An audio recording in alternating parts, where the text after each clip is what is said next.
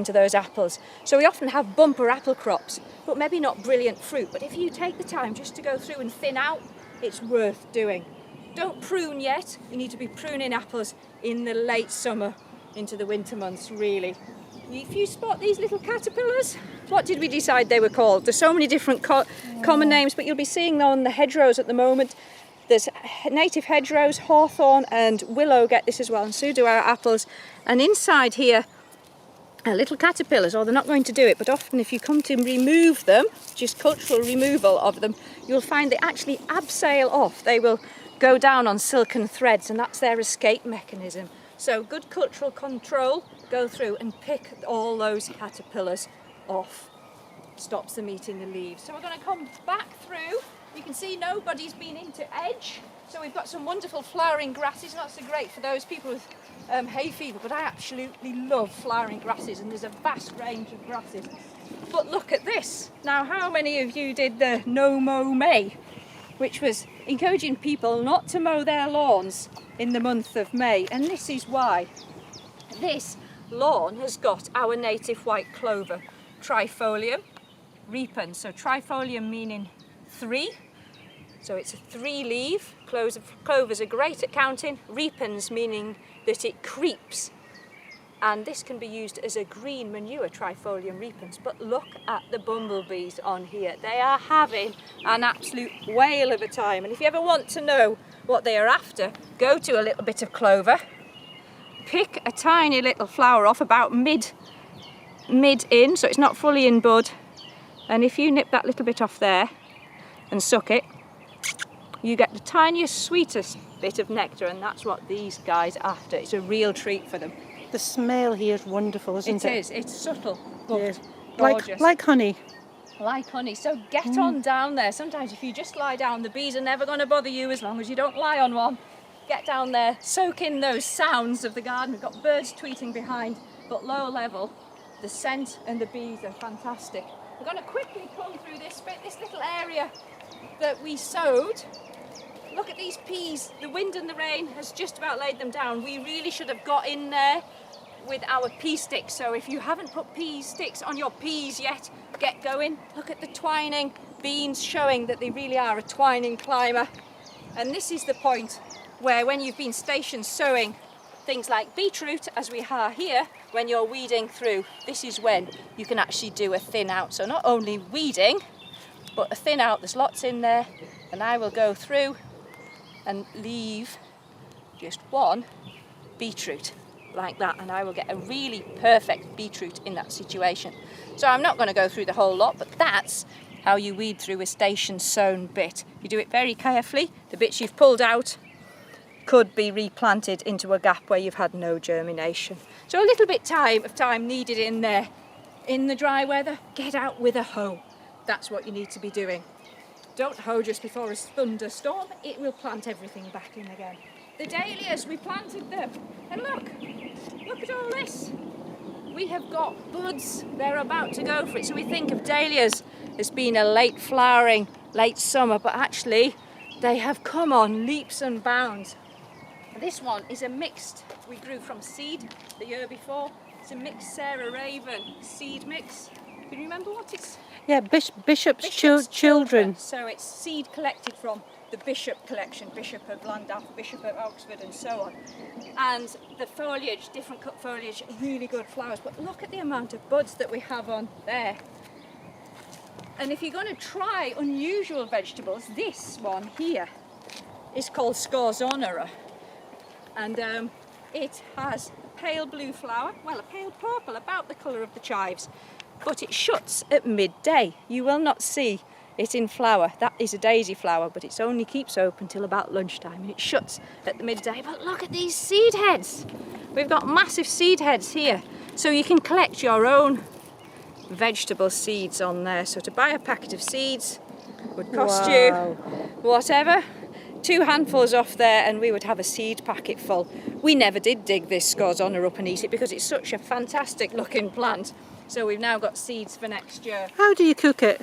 Oh, now, it's a really peculiar root veg. It's an alternative to parsnips. If you're not a parsnip fan, sort of peel it off. It's good sort of roasted baking tray.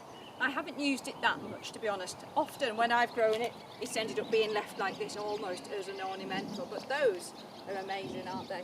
Have you fallen for it, Sheila? I love it. I love parsnips, so I'm sure I'll love it. But parsnips are distinct flavour. There's a lot of people who don't like a parsnip, so this is quite, you could argue, bland, so people aren't going to dislike it. This bit I love. A lot of people think of our wildlife area as being far too messy and all the students want to do is get in there and tidy it up. Wildlife areas, all you need to do is keep the edges tidy. The wildlife value in there, from the fallen apples, the vegetation that's allowed to die down, is huge. It's a beetle bank, it's places for voles that eat our other nasties like slugs and so on. It's cover and it's pollination for insects. Really, really important part of gardens is to have wild areas, and they can look amazingly beautiful and part of it tidy. They don't have to be untidy. But in here I'm quite excited because I want some of this red campion, which is a native. And if you look at these little cups on here, this is the time of year, just as with the scorzonera, you need to keep your eye on things because things are setting seed already. You pick one of those little cups and scatter them out. There we go. You only need about 3 cups and you have a seed packet full of red campion seeds. They work quite well sown fresh. A lot of our wildflowers love to be sown fresh. Or if you want to store them, brown envelopes, or paper envelopes is what I really mean. I always picture them as being brown, I don't know why. But in a paper envelope, not plastic, in a dry environment, cool and dark, and you can keep your seeds for other years. So get round and do a bit of seed collecting, or sprinkle fresh, which I actually have been doing. But I'll be back up here to collect a pocket full of red campion seeds when I finish talking. Shall we wander on down? We'll wander on down through the garden. This Liminanthes, our poached egg plant, is another plant I'll be keeping an eye out for seeds because it's looking untidy now, but look at the amount of seed pods on there. If we let that self-seed and then pull it out and compost it, we will have a rim of young seedlings ready to come up. A few seeds in an envelope to sow and use wherever we want. So we're going to come stride down here, looking at the oxeye daisies. I grew up calling them dog daisies, and I'll tell you why. When you smell a dog daisy, oh, it's quite a revolting smell. So it's not a one to decorate a church with if you're getting married, because the stink is horrendous.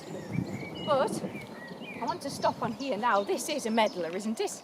Yes, there's a nod there before I tell you a whole load of rubbish. But you don't see these very often. But look at that flower. Absolutely beautiful flower on the medlar. And then when the petals fade, you get these unusual fruits, the medlar fruits.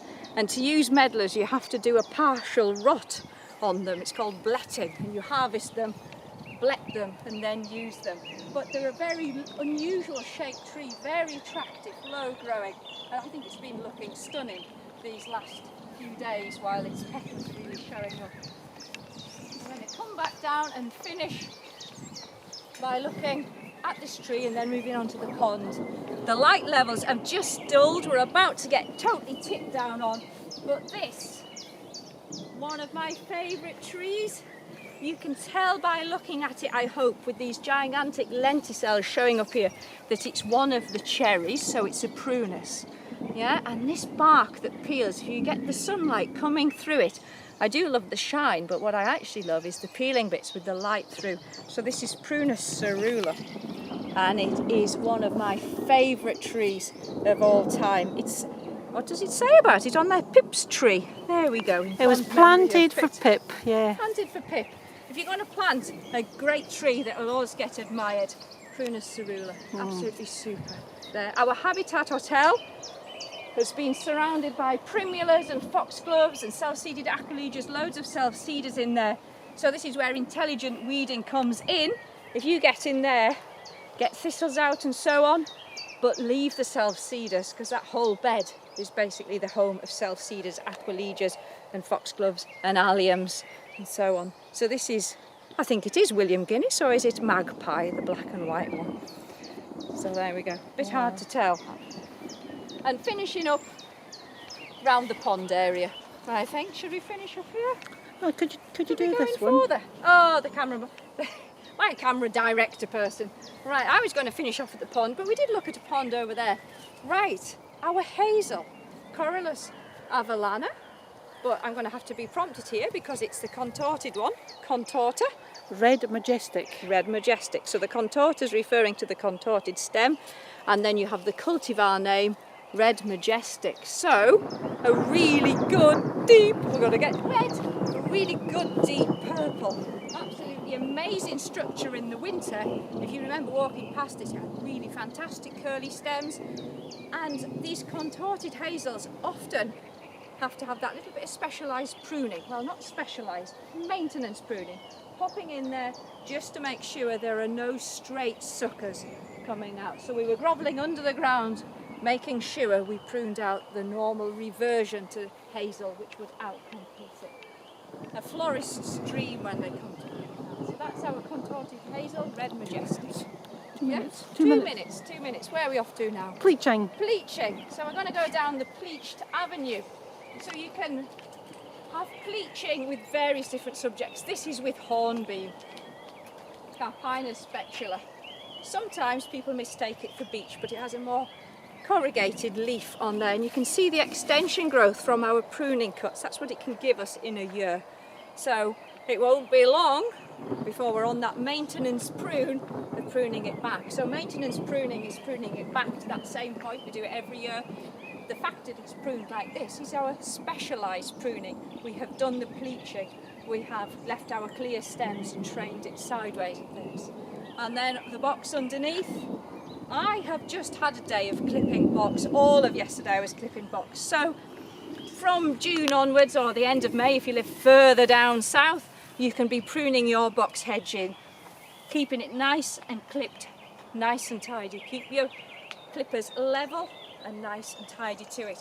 Always remembering to look after your back as you work, because you want to be able to survive to clip and garden another day. So that's Buxus sempervirens, also tolerant of shady conditions. It is an understory plant, and that's why it can cope under here. Now we've got lightning going off it well in the background.